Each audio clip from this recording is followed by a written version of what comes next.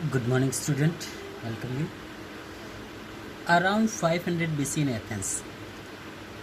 Okay, around 500 BC in Athens, a tyrant was thrown out of the first democracy.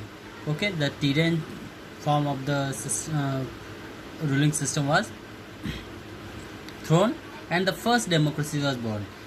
ठीक है, Athens पे लगभग 500 BC के आसपास जो टीरेंट सिस्टम था उसको वहाँ उखाड़ फेंका और वहाँ पे डेमोक्रेसी का जन्म हुआ था. And the adult mail population of the city form an assembly. और जो एडल्ट पीपल थे उस सिटी के, ठीक है, जो एडल्ट पॉपुलेशन थे उन लोगों ने वहाँ पर एक असेंबली फॉर्म की जिसको क्या कहा गया, अगोरा कहा गया. Okay, agora at participate in the decision making process directly. वो जो भी डिसीजन लिया गया उसमें उन्होंने डायरेक्टली पार्टिसिपेट किया था. Now monarchy, oligarchy, dictatorship are called totalitarian regime. देखिए, जो तीन फॉर्म थे उस समय जो एग्जिस्ट थे, मोनार्की सिस्टम, ओलिग्रेसी एंड डिक्टेटरशिप, ये तीनों ही एक तरह से पावरफुल लोग ही हुआ करते थे, पावरफुल लीडर हुआ करते थे जिनके हाथों में पूरी तरह प्रशासन होता था. ठीक है, तो इस पूरे सिस्टम को कहा जाता था totalitarian regime, where government exercise absolute power and people have no say. और जहाँ पर गवर्नमेंट को एब्सोल्यूट पावर, जो भी है वटएवर पावर पूरी तरह गवर्नमेंट के हाथों में होता था और पीपल कुछ भी नहीं कह सकते थे, नो तो कह ही नहीं सकते थे. Democracy is the rule of people, just reverse. और इसी के अपोजिट जस्ट डेमोक्रेसी पूरा तरह इसके अपोजिट था, जहाँ पीपल का शासन होता था और पीपल जो भी करते थे वो पीपल ही किया करते थे.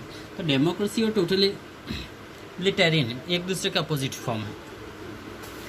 ठीक है, टोटलिटेरियन में 3 फॉर्म्स होते हैं, मोनार्की, एलिग्रेसी एंड डिक्टेटरशिप. जैसे कि हमने पहले देख चुके हैं मोनार्की क्या होता है, एलिग्रेसी क्या होता है. ठीक है, अब नेक्स्ट आता है it was a form of direct democracy. Okay, it was a form of direct democracy under the statesmanship of the democratic leader. देखिए, it was form of direct democracy under this statesmanship of the democratic leader Pericles. Athens reach is highest height of glory. देखिए, उस समय जो Pericles थे वो Athens अपनी highest glory पर पहुंच चुके थे. However the citizen making the decision comprise only small fraction. हालांकि जो सिटीजन थे वो अपना जो भी डिसीजन कंप्राइज करते थे तो हालांकि छोटा मोटा फ्रैक्शन हो ही जाता था, बट फिर भी टोटल पॉपुलेशन उसी में इन्वॉल्व होती थी. Woman, slave, resident and alliance that include people from other Greek city had no right to participate. देखिए, वुमेंस को कोई अधिकार नहीं होता था. यहाँ तक सऊदी अरबिया भी एक एग्जाम्पल था, अभी पिछले कुछ समय पहले ही वहाँ के वुमेंस को अधिकार मिला. लेकिन उस समय जब हम बात कर रहे हैं 500 BC के आसपास की, तो वुमेंस और स्लेव्स, वुमन और स्लेव जो गुलाम हुआ करते थे लोग, दास, resident and alliance that include people from the Greek cities had no right to participate. उनको पार्टिसिपेट करने का कोई अधिकार नहीं होता था. ठीक, approximately 25% of the people who live in Athens. देखिए, लगभग 50% जो एथेंस पे लोग रहा करते थे वो थे स्लेव्स, जो गुलाम होते थे. ठीक है, and slaves were bought and sold by trader. वो जो स्लेव होते थे, गुलाम, वो ट्रेडर्स के द्वारा खरीदे और बेचे जाते थे. जैसे आज हम देखते हैं कैटल्स को खरीदते बेचते हैं, इसी तरह वो उस समय इंसानों को खरीदने बेचने का काम होता था. They could not vote choose the job. और वो न तो वोट कर सकते थे, नहीं अपनी जॉब चूज कर सकते. Even have family without the permission their owner. ठीक है, यहाँ तक कि वो अपने फैमिली को भी ज्वाइन नहीं कर सकते थे उनके ऑनर की परमिशन के बिना. ठीक है, now in India around the 6th century BC. देखिए, इंडिया में भी लगभग 6th सेंचुरी BC के आसपास, अभी हमने 500 पढ़ा था, अब वो 6th सेंचुरी के आसपास देखिए, मैनी टेरिटोरियल स्टेट्स कॉल जनपद. बहुत सारे जो टेरिटोरियल स्टेट कहलाते थे janapada and mahajanapada emerge in different part of the country. और कंट्री के अलग अलग हिस्सों में इमर्ज हुए. ठीक है, उदय हुआ उनका. एंड सम ऑफ दिस जनपद वर कॉल्ड स्टेट्स. ठीक है, और कुछ जनपद कहलाए स्टेट कहलाए थे. ठीक है, and were known as the gana sangha. और इनको क्या कहा गया, गण संघा कहा गया था. And where the territory was govern by the assembly. ठीक है, जो टेरिटरी गवर्न की जा रही थी by the assembly of people. The Vaishali kingdom, now Bihar, was the first republic in India. और वैशाली जो राज्य था वो विश्व का, भारत का और इसके साथ विश्व का पहला राज्य गणराज्य था. ठीक है, however the republic state died as powerful king. However, हालांकि जो republic states died as a powerful kings overthrew them. जैसे रिपब्लिक स्टेट जो हुआ वो डाई हुआ, then powerful king overtook them. और जो पावरफुल किंग थे उन्होंने उसके ऊपर अपना प्रशासन स्थापित कर लिया था। इन 750 BC king Gopala the founder of Pal dynasty, ठीक है, जो किंग गोपाला थे फाउंडर थे पाल डायनेस्टी के, और Bengal come to power and he was elected by the people through democratic election, और वो पीपल के द्वारा डेमोक्रेटिक इलेक्शन के थ्रू इलेक्ट किए गए थे। The power of the democracy increase in stage over the succeed centuries. In 1510 CE in Rome a group of noble ousted the king. देखिए, powerful of democracy increase, अब धीरे धीरे जो democracy का पावर बढ़ता जा रहा था, in stage over the succeed in century, उस सेंचुरी के दौरान जो डेमोक्रेसी फॉर्म बढ़ता जा रहा था।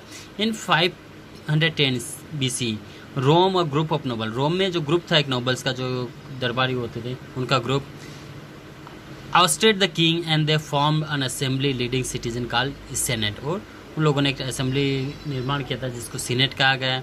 And elected consul to run the government for 1 year, और इलेक्टेड जो गवर्नमेंट बनी थी वो 1 साल के लिए बनाई गई थी।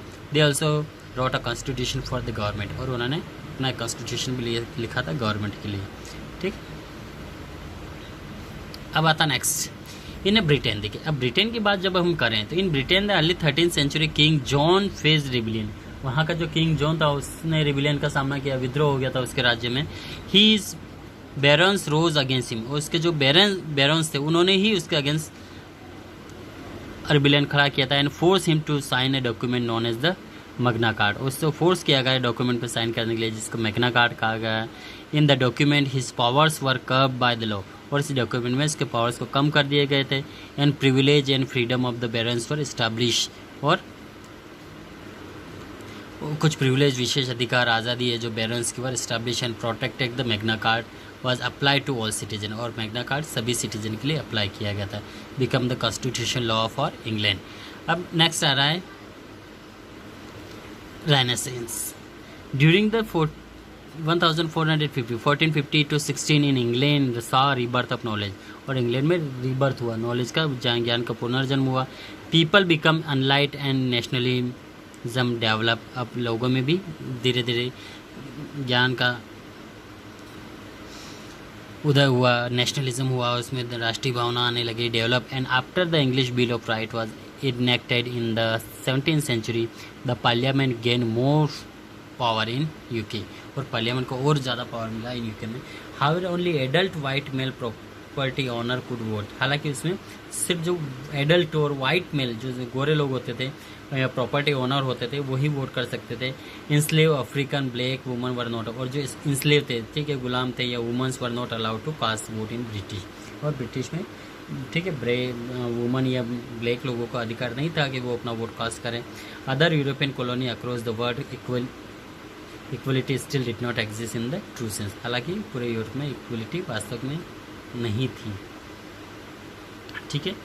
अब नेक्स्ट जो पॉइंट हो हम नेक्स्ट पैराग्राफ में करेंगे।